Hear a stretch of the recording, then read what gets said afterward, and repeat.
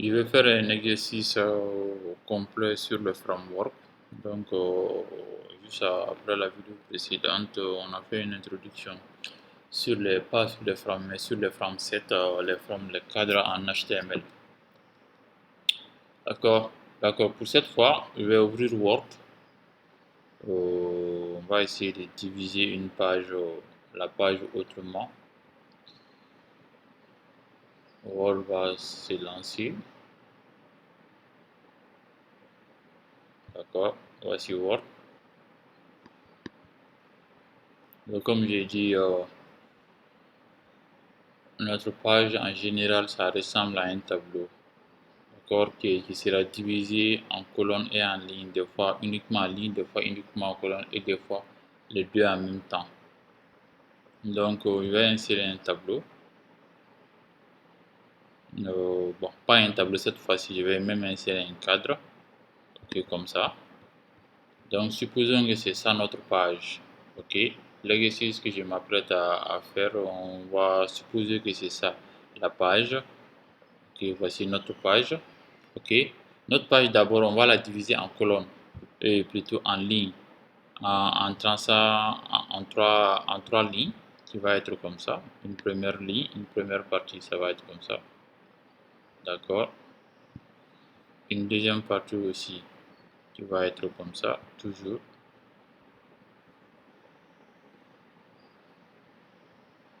Une deuxième partie.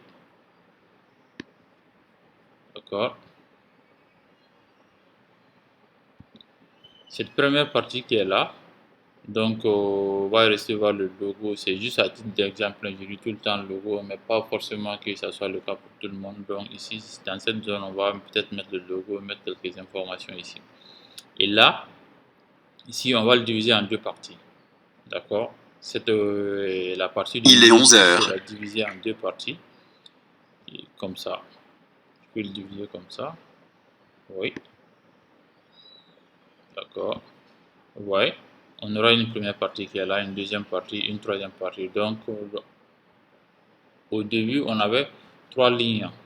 La première, la deuxième, la troisième. La deuxième ligne a été divisée en deux. Et maintenant, la troisième ligne, on va le diviser en trois. D'accord? On va le diviser en trois. Une première colonne ici. Et pour terminer, une colonne, une deuxième colonne là. Bon, on peut le décaler un peu ou bien ça peut coïncider exactement ça si on veut. Mais vous allez voir que dans le code, cette partie, les deux n'ont aucun rapport. D'accord? Notre page va ressembler à ça. Donc pour ça, il nous faudra d'abord, comme j'ai dit que c'est un exercice, on va le définir dans un dossier à part, mais ce dossier-là sera mis dans le dossier principal. D'accord? Donc ça va être quoi?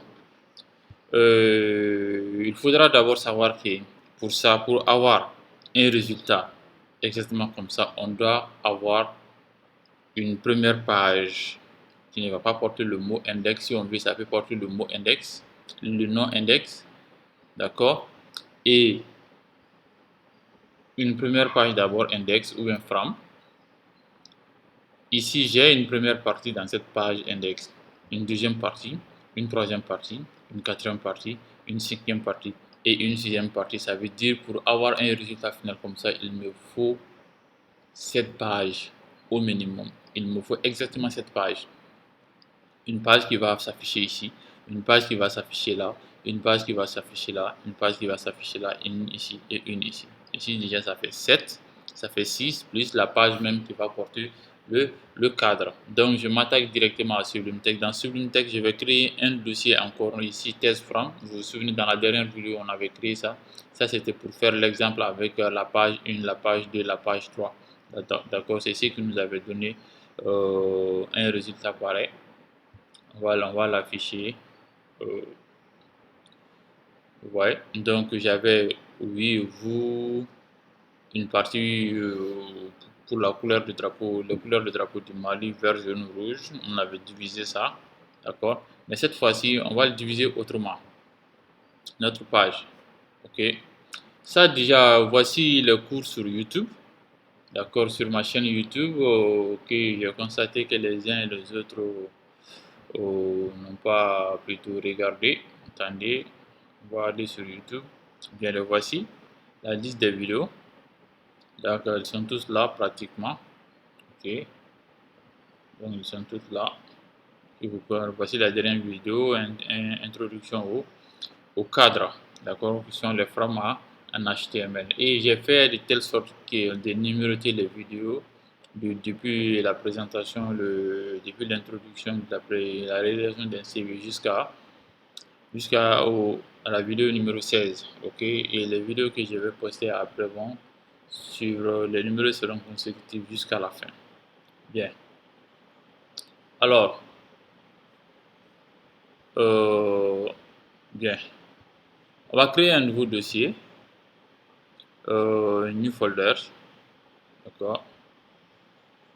Le nouveau dossier va être créé.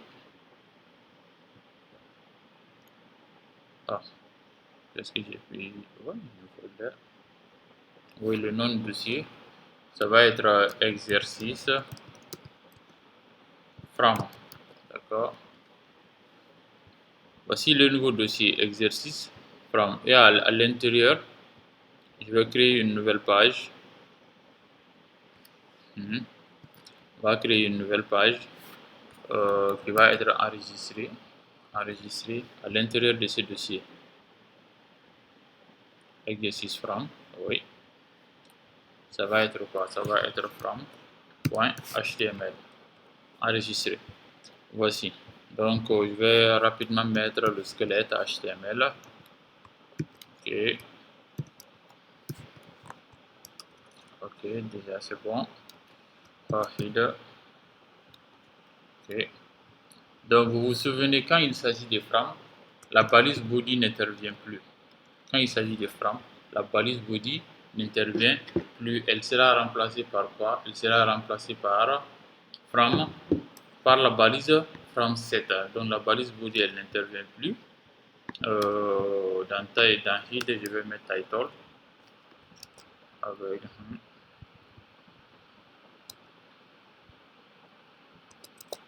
je vais mettre title. Ok, exercice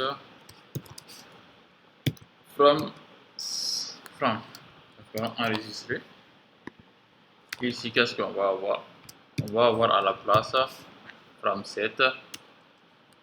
Ok, ouais, à la place du body, c'est from set qu'on va avoir. Et ça, c'est notre page from qui est dans le dossier. Exercice from, je vais aller retrouver le fichier pour l'afficher. On va voir le contenu. On va l'afficher dans le navigateur Google Chrome. D'accord. Bien sûr, le contenu est vide, mais le titre de la page est from set. Alors,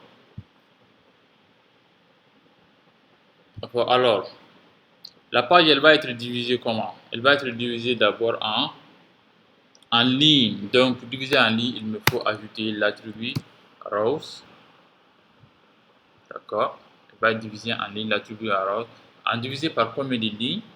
En 3 lignes. Donc, row va avoir 3 valeurs comme paramètres. 3 valeurs comme paramètres. Mais pour le moment, je ne vais pas déterminer exactement la taille de ces 3 valeurs-là. Donc, je vais mettre étoile partout. Je vais mettre ici étoile, virgule, étoile, virgule, étoile. D'accord? Étoile, virgule, étoile, virgule, étoile. Donc, ça c'est bon. Étoile, virgule, étoile, ça veut dire quoi? On aura, cette page sera divisée en 3 parties. Et pour les parties, pour le moment, je n'ai pas déterminé l'état. Comme je pouvais dire que la première partie va prendre par exemple 10% de la page. La deuxième partie va prendre par exemple 50% de la page. Et le reste, forcément, ils vont prendre 40%. Donc, pour le moment, je ne vais pas déterminer ça. Je vais tout simplement mettre étoile partout. Donc, ça veut dire quoi? Ça veut dire que la page, elle sera divisée en 3 parties et égales. D'accord? Bien. Maintenant, vu qu'on a divisé par 3, donc à l'intérieur de la balise from set, il faut passer quoi? Il faut passer forcément 3 balises from comme ça. Il faut faire passer 3 balises from de cette manière. D'accord. Il faut faire passer 3 balises from. Exactement comme ça. D'accord. Car c'est ces 3 balises qui vont faire en telle sorte que les pages vont être affichées. Les pages vont être affichées à l'intérieur. Les pages vont être affichées à l'intérieur. Donc, on va aller voir dans le navigateur le résultat. Je vais actualiser. Vous voyez maintenant que mes pages sont divisées ma page plutôt a été divisée en 3 parties égales. D'accord, une première partie, une deuxième partie et une troisième partie. Alors, si on se réfère encore sur l'image de la maquette, la deuxième partie qui est là, elle doit être divisée en deux parties. Vous voyez, cette partie déjà elle est bonne. La deuxième doit être divisée en deux parties et la troisième partie doit être divisée en trois parties. Donc pour ça, qu'est-ce que je fais? Il me faut, voici la première partie. Voici la première partie, on ne touche pas. D'accord, voici la première partie. Bon, pour la balise from set, on peut ne pas faire de fermeture. D'accord, on peut ne pas fermer, mais pour mon cas, je vais laisser la balise fermée pour une meilleure lecture. D'accord, donc, et pour chaque frame, il faut passer aussi l'attribut source. Pour l'attribut source, pour mon cas, pour le moment, je n'ai pas créé ces pages-là, donc je vais faire mettre dièse comme lien vide. D'accord, comme lien vide. Donc ça n'aura aucun impact sur le résultat. Vous voyez, ah désolé, ça a modifié le contenu de ma page à cause de ça. Donc je vais les enlever pour le moment. Je vais les enlever pour le moment. Pour le moment, on va bien diviser parce que pour que le lien est en vide, il fallait mettre des pages pour ne pas avoir des erreurs comme ça. D'accord? Bien. C'est la deuxième partie maintenant qu'on veut diviser. Alors que pour diviser une partie de la page web, pour diviser une partie même, donc cette balise from doit être changée en from set. Vous voyez, cette balise from doit être divisée en from set. Et on va diviser ça, donc ça veut dire qu'on va créer des colonnes. Donc ici, l'attribut euro a été utilisé ici pour diviser en ligne. Cette fois-ci, ce n'est pas l'attribut euro, mais c'est l'attribut calls qui sera utilisé pour le diviser en deux parties. Donc ça va être quoi? Je vais mettre étoile, virgule, étoile encore. Donc, et ces deux parties aussi doivent avoir leur propre from. Alors, 2, vu que c'est 2 ici, donc il doit forcément avoir 2 from. Enregistrer. Oui, enregistrer. Ah, on me demande de payer. Désolé. Donc, je vais enregistrer. Save. C'est fait. Et si je venais actualiser Sublintext, je n'ai pas le temps pour ça. Safari. Safari. Il va se mettre là. D'accord, welcome. Vous voyez, en mettant call ici, en changeant la deuxième frame en frame 7, call, j'ai mis deux frames qui vont recevoir les pages de ces deux parties-là. Vous voyez que cette partie a été divisée en deux.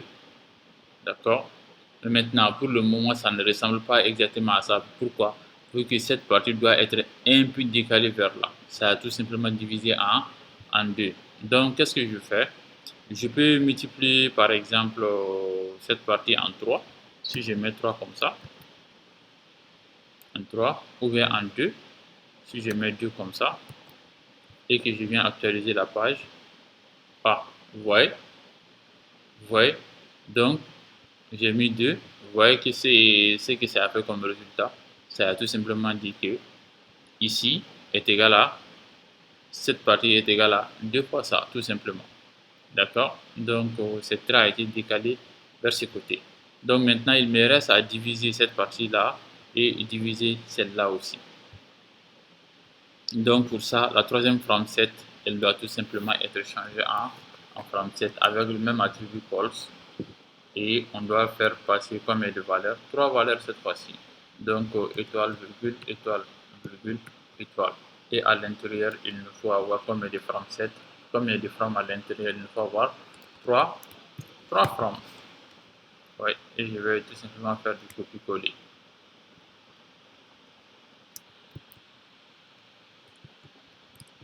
Enregistrer.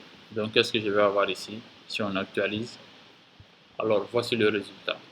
Vous voyez un peu, une première partie, une deuxième partie, une troisième partie, une quatrième partie, une cinquième partie, une sixième partie. Alors je vais modifier, je vais essayer de décaler ça comme ça encore. Ça va être décalé comme ça. Je veux que mon résultat ressemble à ça pour ça. Il me suffit seulement de changer cette valeur ici en 3 par exemple, ou bien en 4, ou bien en plus que ça. Vous voyez, regardez. Et voici le résultat. L'utilisation des frames, en fait, je peux dire que c'est aussi basique que l'utilisation de certains attributs et puis de certaines balises dans HTML. Donc, mais là, le travail n'est pas fini. Comme j'ai dit au début, il nous faut au moins avoir cette page. Ça, c'est la première page principale qui est créée. Maintenant, le contenu de la page qui va être affiché ici, il nous faut créer ça. Le contenu de la page qui va être affiché ici, il nous faut créer ça. Le contenu de la page qui va être affiché ici, il nous faut créer ça, ainsi de suite. Pour mon cas, je préfère numéroter les pages 1, 2, 3, 4, 5 et 6. 1, 2, 3, 4, 5 et 6. D'accord? Donc pour ça, qu'est-ce que je vais faire? Je vais créer d'abord une première page qui va être quoi? HTML, le squelette HTML, on va aller le chercher. HTML, d'accord? Oui, HTML, d'accord? On va enregistrer. Il sera enregistré en 1.html. D'accord?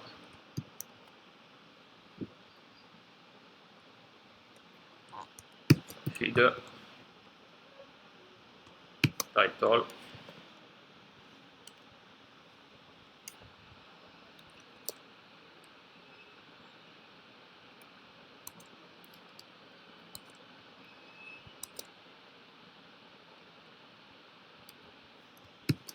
body,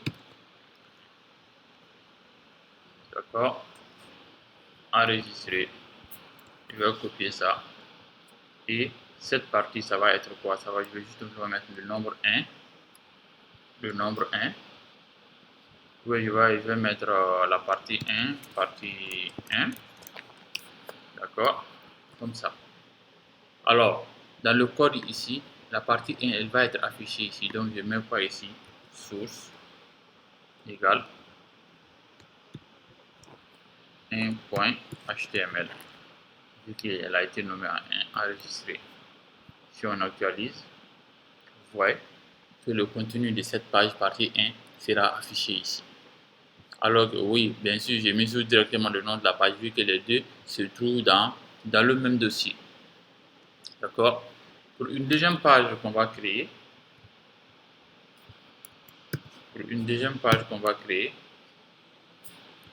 partie 2, ouais, va être enregistrée 2.html dans le même dossier. Enregistré. La partie 2 va s'afficher où? Ça va s'afficher ici. Et où est la partie 2? Vous voyez source.html. La partie 2 c'est ça. Je mets ici source 2.html et on enregistre. Je viens d'enregistrer avec CTRL S. Si je venais à actualiser, vous allez voir que la partie 2 va apparaître là automatiquement. Ouais. Et je vais créer une troisième page. Ce sera la partie 3. La partie 3 enregistrée. 3.html. Donc, ce sera ça. Source, ok. 3.html. Enregistré. C'est la partie 3. Partie 4.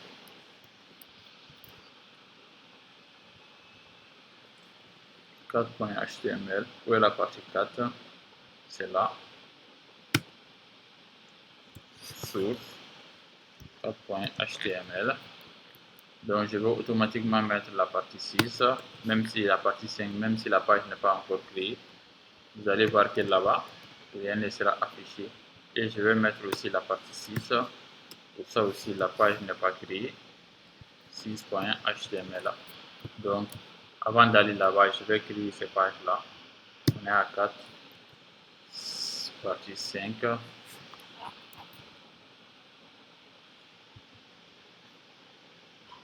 5.html, partie 6, 6.html. Ok, donc si on venait à actualiser, ouais, partie 1, partie 2, partie 3, partie 4, partie 5, partie 6, d'accord. Donc avant de continuer avec ça, voici exactement comme c'est défini ici. Donc je peux déplacer mes pages à volonté comme, comme je le souhaite, d'accord, comme je le souhaite. Bien. Toujours avec le frame 7,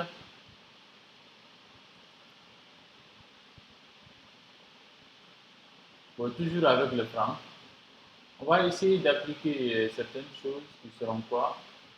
Qui seront le fait de faire bouger les parties. Regardez, certes la page elle est divisée, mais l'utilisateur avec la souris peut venir changer la taille si elle veut. Vous voyez, je peux changer les dimensions de ces parties-là. Je peux changer les dimensions comme je veux, d'accord, sans toucher au code, d'accord. Donc, ce que je vais faire, je vais dire au code HTML de faire en telle sorte que l'utilisateur ne puisse pas modifier les tailles des l'utilisateur ne puisse pas modifier la taille et les tailles des différentes euh,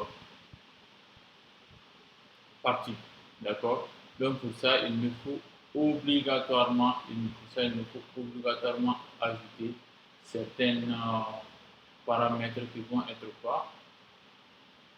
Qui vont être pour empêcher l'utilisateur, par exemple, à modifier les différentes parties, je viens faire passer certains paramètres, par exemple, dans la première frame set qui est là, d'accord, je viens ajouter l'attribut scrolling, l'attribut scrolling, je viens faire passer l'attribut scrolling à la frame, d'accord, je viens passer l'attribut scrolling qui est là. D'accord, c'est tel qui permet à l'utilisateur, qui donne le droit ou qui donne la possibilité à l'utilisateur d'échanger, c'est-à-dire la taille de la frame. D'accord, pas de l'ensemble, mais de la frame. Si je mets l'attribut scrolling, j'ai deux valeurs comme paramètre. Soit je lui donne la permission, soit j'enlève la permission, ou bien je révoque la permission à l'utilisateur. Pour lui donner la permission, je mets tout simplement la valeur yes. Donc, c'est-à-dire quoi? Dans la partie 1, ici, que vous voyez ici, si on actualise, regardez, vous voyez, à chaque fois qu'on actualise, on retourne les paramètres par défaut. Vous voyez, j'ai la possibilité de changer la taille. D'accord? Alors que si je mets no, scrolling, c'est-à-dire le fait de faire bouger la ligne d'une frame, donc si je mets no, je vais enregistrer avec CTRL S. Ici, on actualisait la page. Regardez, l'utilisateur, bon, si ça n'impacte pas ici, ça va impacter sur l'autre, forcément. D'accord. Non, et désolé, scrolling, ça c'est, comment dirais-je, le fait est de faire défiler la page. Je mets tout simplement l'attribut no resize. D'accord. No resize, c'est-à-dire la size, déjà c'est la taille. No resize, ne pas modifier la taille. D'accord, no resize, je peux ne pas faire passer du paramètre enregistré. Si on actualisait, regardez, vous voyez que l'utilisateur n'a plus la possibilité de changer la taille de la partie frame 1. Alors que ici, je peux changer la taille. Vous voyez, je peux changer la taille. Mais là, je ne pourrai plus changer la taille. Mais supposons que dans la page 1, je vais mettre un peu de contenu. c'est-à-dire dans la page 1, on va mettre un peu de contenu qui va être quoi? Inscription, non, formation, étudiant, créer compte. Bien, créer compte. Créer compte, je vais copier ça, formulaire, 27 jusqu'à la fin. Ce code, vous l'avez déjà. Table. D'accord. Je vais mettre ça dans la page 1, juste après partie 1. Enregistrer. Donc, regardez le résultat. Vous voyez? Vous voyez que dans la page 1, quand je mets ça, j'ai mis le code d'inscription, le formulaire d'inscription. On a la possibilité, vu que le contenu de la page est grand, vu que le contenu de la page est grand, j'ai la possibilité de défiler. Que voici. J'ai la possibilité de défiler que voici.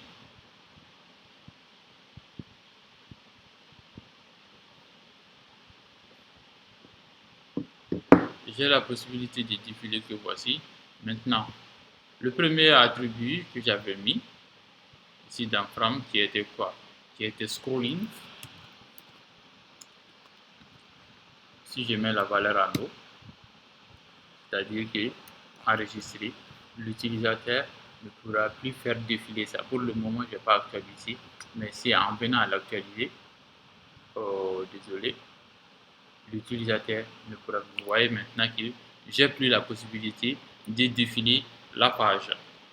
D'accord? Donc, c'est ça le but de l'attribut scrolling en mettant la valeur en haut, no resize, c'est-à-dire qu'on ne pourra plus changer la taille de la zone. Bien, le code dans la partie 1, on va l'enlever. Depuis faire 7.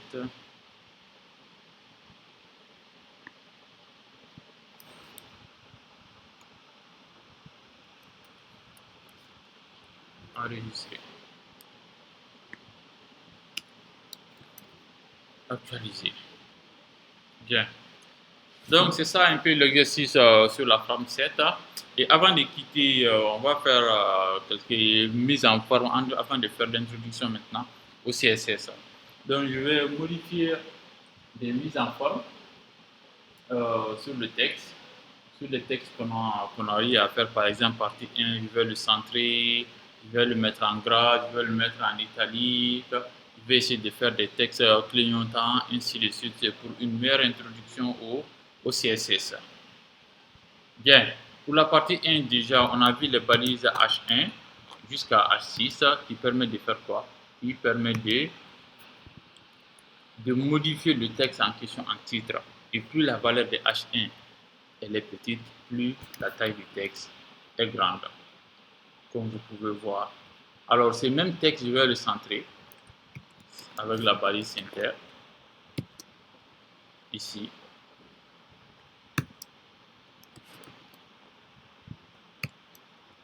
Avec la balise center, la fermeture. Vous avez remarqué que lorsque j'ai ouvert la balise center ici, je l'ai fermé avant la fermeture de H1 parce que H1 a été fermé. C'est-à-dire la balise qui est ouverte en premier, elle est là toujours qui est fermée en dernière position. Donc, vous ne pouvez pas ouvrir une balise comme ça, H1, ou un center, et venir fermer la balise H1 et center après la H1. Il faut éviter ce genre de balisage, ce n'est pas conseillé. D'accord? Certains navigateurs vont très très mal interpréter votre code. Donc, on regarde le résultat. Vous voyez? Il est centré. Et si je vais le mettre en italique, la balise qui permet de mettre italique, c'est I. Alors, regardez le résultat. Vous voyez que le texte, il va un peu s'incliner vers devant. Si je veux le mettre en gras, la balise qui permet de mettre en gras, c'est B, bold, B. Ou bien je peux mettre strong aussi, en fonction du type d'HTML utilisé. Vous voyez, le texte, il est en gras. Mais vous n'allez pas sentir l'effet du gras. Pourquoi sur ça? Parce que j'ai utilisé H1 et H1, je vais l'enlever. Si j'enlève H1, vous aurez l'impression comme si rien n'a changé. Effectivement, vous voyez, c'est la taille qui a été réduite, mais le texte, il est en gras, contrairement aux autres. D'accord? Et peut-on changer la taille du texte sans utiliser la balise H1? Peut-on utiliser la taille d'un texte sans utiliser la balise S1? Oui, bien sûr. On peut changer la taille d'un texte sans utiliser la balise S1 et c'est la balise fond et c'est la balise fonte qu'on utilise. D'accord? Je viens là. Cette fois-ci, je viens là. Je vais la balise fonte. La balise fond permet de faire passer plusieurs valeurs en paramètres. On va les imbriquer comme ça.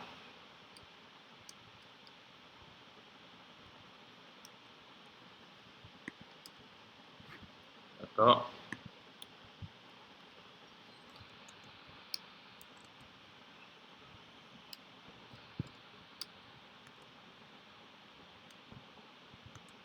D'accord, la balise fond et directement ici, je la ferme. Alors, pour changer la taille, je mets tout simplement size et je mets les valeurs qui vont de quoi? Qui vont de 1 jusqu'à 7. Et si je mettais 1, enregistré, regardez la taille. Vous voyez que la taille, elle est encore plus petite. C'est ça la taille normale. D'accord? C'est ça la taille normale. Je retourne dans le code. Je vais mettre la valeur 2. Oui, c'est voici. Enregistrer avec CTRL S. Actualiser. Vous voyez, le texte est devenu un peu plus grand. 3. Actualiser. Vous voyez, elle est devenue encore plus grand. Le texte est devenu plus grand. 4. Enregistrer. Actualiser. Ainsi de suite. Vous voyez. 5. Il est 11h30. Enregistrer. Actualiser. Vous voyez. Ainsi de suite. 6. Enregistrer. Alors, et enfin pour terminer, 7. Enregistrer. Et si j'actualise, vous voyez, c'est encore plus grand que si on utilise la taille, si on utilise la balise, comment dirais-je, H1 jusqu'à H6. Bien. Pour continuer avec ça, avec la balise fond, je peux encore faire passer un autre attribut, color, un autre attribut color qui me permet de changer la couleur de mon texte. D'accord? Cette fois-ci, je vais utiliser des noms de couleur, bien sûr en anglais, en mettant yellow. Regardez. Vous voyez, j'ai la couleur jaune en mettant red. Enregistrer. J'ai la couleur rouge et en mettant green. J'ai la couleur verte. Vous voyez. Comme les autres couleurs, vous pouvez les avoir d'autres couleurs en anglais. Bon, déjà, black, pas besoin de faire ça car le texte automatiquement, est en noir. Et white, pas besoin de faire ça aussi. Vu qu'on a un film blanc, quelqu'un qui met white comme nom de couleur, la personne ne va rien voir. Pourquoi? Blanc sur le blanc, ça va rester du blanc. Mais pourtant, le texte, il est là. Si je viens ici et que je viens là, la souris prend, quand la souris prend la forme de I, ça veut dire que la souris est sur un texte actuellement. Ou bien on peut utiliser les couleurs, la valeur de couleur hexadécimale. D'accord? Par exemple, euh, la couleur grise en anglais, plutôt pas la couleur grise, mais quelle autre couleur? Euh, Attendez que je regarde la liste de couleurs. Je viens ici sur Google. Google, j'ai une liste de couleurs encore. La liste de couleurs, le nom de couleurs. Vous voyez ça? Il y a cette image qui est là.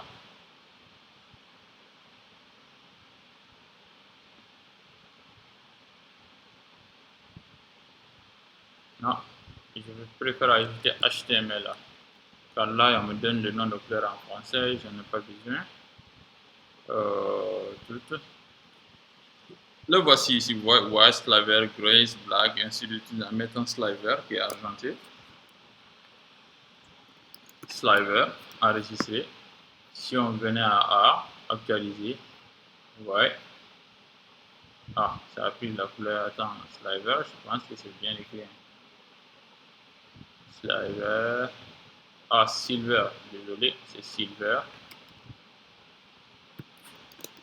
Ouais, silver c'est argenté, même si j'ai mal prononcé, je sais que ça c'est argenté. Ah, vous voyez. Dans argenté ici, on peut le considérer comme la couleur grise. Ok, on peut le considérer comme la couleur grise, ce qui est d'ailleurs bien.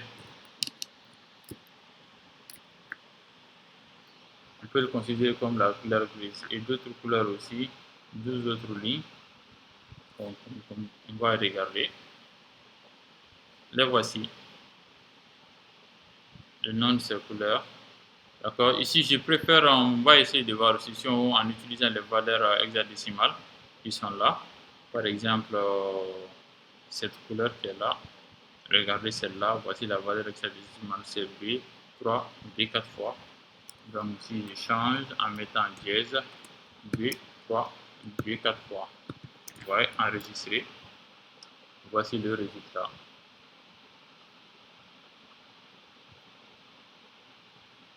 Une, deux, trois fois, oui. Je pense que c'est ça. Si j'ai déjà enregistré. Color, enregistré. Oui.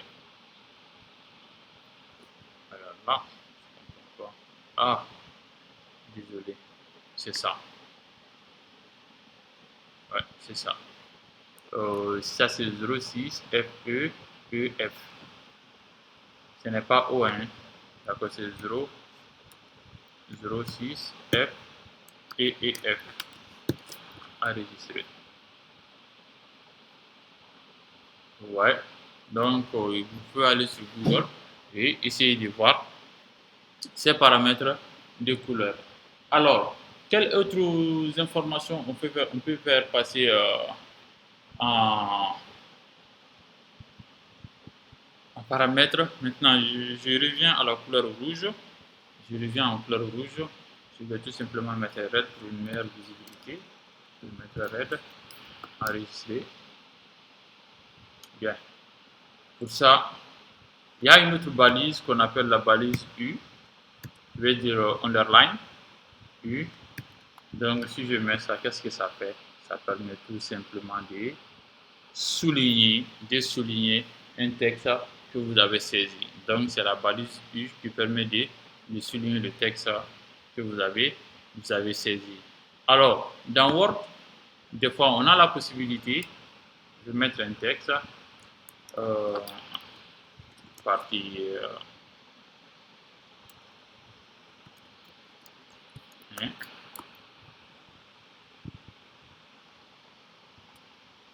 d'accord, partie 1. Je vais agrandir. Regardez, je viens de souligner. Et cette commande qui est barrée, quel est son équivalent? Quel est son équivalent dans HTML? Alors, voici, comme j'ai dit, tout ce qu'on fait en HTML comme mise en forme, il faudra utiliser une balise. On utilise une balise et des fois, on fait passer des attributs comme paramètres. Et voici plutôt la balise. Voici la balise qui permet de tracer une ligne qu'on appelle strike. D'accord? Permet de tracer une ligne sur un texte. D'accord? C'est strike. Donc regardez, ça permet de tracer une ligne sur un texte. Si j'enlève la balise underline U, regardez cette fois-ci, le texte qui est souligné, soulignement va partir, il va rester tout simplement la ligne sur partie 1. C'est comme si j'ai barré le texte. Donc ça c'est strike. Alors je vais enlever strike et je vais ajouter une dernière balise qui permet cette fois-ci de faire clignoter un texte qu'on appelle la balise blink.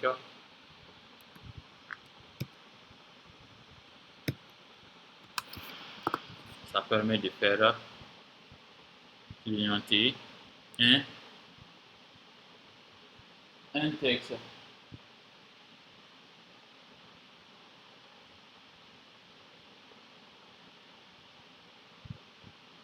D'accord. Donc, mais malheureusement, mon navigateur ne me permet pas de visionner ça pour le moment, sauf si je viens à utiliser d'autres paramètres. Et pour terminer, je vais enlever Blink, je vais appliquer une balise de mise en forme mouvement qu'on appelle la balise marquée. La balise marquée, d'accord.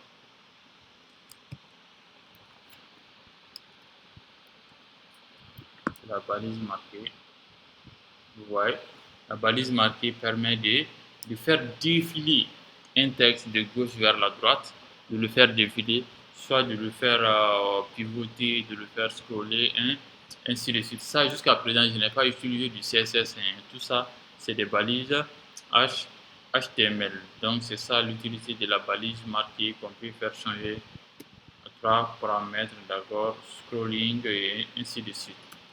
Bien. Donc, ça, je viens de terminer avec le CSS, plutôt avec le HTML. Donc, tout ce qui va suivre, cette fois-ci, on va faire d'abord une introduction au CSS, d'accord, et essayer d'appliquer le CSS à notre code HTML qu'on vient de saisir dans ces formulaires, dans ces exemples, ainsi de suite. Donc, si vous avez des questions, toujours, n'hésitez pas à me contacter, soit sur WhatsApp ou bien vous avez déjà mon numéro de téléphone. Je parle bien sûr des étudiants de l'Université du Sahel. D'accord. Et s'il vous plaît, les vidéos, j'ai même déjà fait une vidéo qui permet de télécharger toutes les vidéos, d'accord, sans avoir recours à un logiciel de téléchargement YouTube aussi simple que ça. Et les vidéos seront chargées en bonne qualité et avec des tailles vraiment très réduites. D'accord. Donc, je vous dis bon cours et on se retrouve à la vidéo suivante.